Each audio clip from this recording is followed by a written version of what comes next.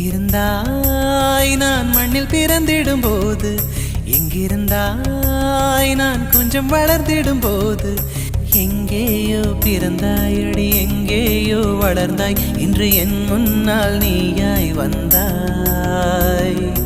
இதற்கென்ன அர்த்தம்? என் உயிரெல்லாம் சத்தம், அடி எனக்காக நீயும் வந்தாய்.